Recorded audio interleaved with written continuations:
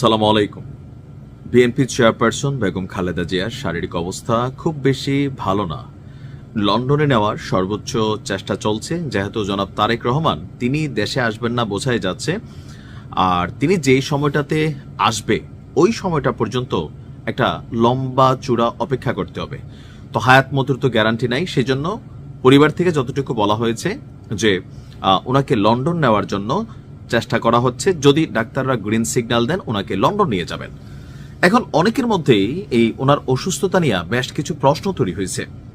পিনাকি ভট্টাচার্য তিনি দাবি করছেন সশস্ত্র বাহিনী দিবসে যখন বেগম খালেদা জিয়া সেইখানে গিয়েছিলেন সেখানে অনেক মানুষ ছিল। তো যেহেতু তিনি বিভিন্ন রোগে আক্রান্ত অসুস্থ, তো কিছুটা তিনি ভাইরাস ইনফেক্টেড হয়েছেন, কারণ ডাক্তার পিনাকি তো একজন ডাক্তার। তো সেইখানে আসলে ওনাকে এইভাবে যাওয়ার অনুমতিটা দেওয়া মেডিকেল টিমের উচিত হয়নি। তবে ওনার অসুস্থতা নিয়ে এবার চাঞ্চল্যকর তথ্য দেওয়া শুরু করেছে বিএনপির নেতারা।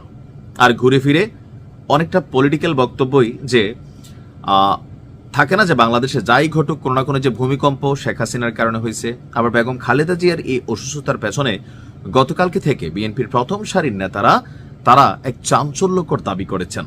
আপনারা জানেন যে একটা মামলায় বেগম খালেদা জিয়া জেলে ছিলেন, আর তিনি যখন জেলে ছিলেন তখনও বিএনপি এই একই দাবি করেছিল, আজকে যে দাবিটা এখন করছে, যে বেগম খালেদা জিয়ার এই শারীরিক অসুস্থতা স্বাভাবিক নয়। তাহলে কি ম্যানোপ্যালেট করা? কিছুটা এরকম। স্থায়ী কমিটির সদস্য মির্জা আব্বাস অভিযোগ করেছেন সাবেক এই প্রধানমন্ত্রী এক অস্বাভাবিক পরিস্থিতির শিকার হয়েই আজকের এই অবস্থায় পৌঁছেছেন এবং তাকে তিলে তিলে মৃত্যুর দিকে ঠেলে দেওয়ার জন্য পরিকল্পিত নকশা করা হয়েছিল। আমি মির্জা আব্বাস ভাইয়ের এই বক্তব্যের সাথে একটা জিনিস একটু জানতে চাই। ধরে নিলাম যে আওয়ামী লীগ সরকার ওনার শরীরে কোনো কিছু ঢুকাই দিচ্ছে, স্লো পয়জন। তো তিনি তো বিদেশ গিয়েছেন আওয়ামী লীগ সরকারের ক্ষমতা পরিবর্তনের পরে, এমনকি লন্ডনে গিয়েছেন, দীর্ঘদিন ছিলেন। তো ওইখানের কোনো মেডিকেল রিপোর্ট বা মেডিকেল টিম কি এই বক্তব্য দিয়েছে যে হ্যাঁ তিনি স্লো পয়জনিং এর শিকার? বাংলাদেশের কোনো হাসপাতালে করলে আমরা ধরে নিতাম আওয়ামী লীগ সরকারের সময় যে এখানে তো সঠিক তথ্যগুলো আসবে না, যে সরকার সবকিছু কন্ট্রোল করছে। বাট ওনার চিকিৎসাটা লন্ডনে হলো, দীর্ঘদিন সেইখানে ছিলেন। ওইখানের কোনো ডাক্তার কি বলছে যে হ্যাঁ উনি স্লো পয়জনিং এর শিকার?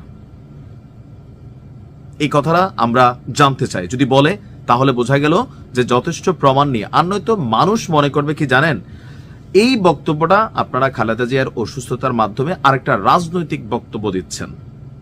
থাকে না যে কিছু কিছু বক্তব্য মানুষ হয়তো ওইভাবে স্বাভাবিকভাবে খুব পছন্দ করে, তা না।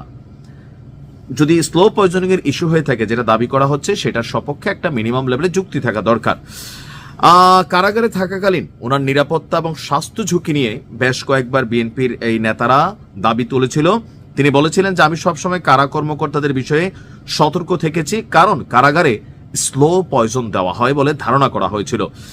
আর এ প্রসঙ্গে নাকি ঢাকায় আসা একজন ভারতীয় সাংবাদিকের সাথেও ওনার কথোপকথন হয়েছিল।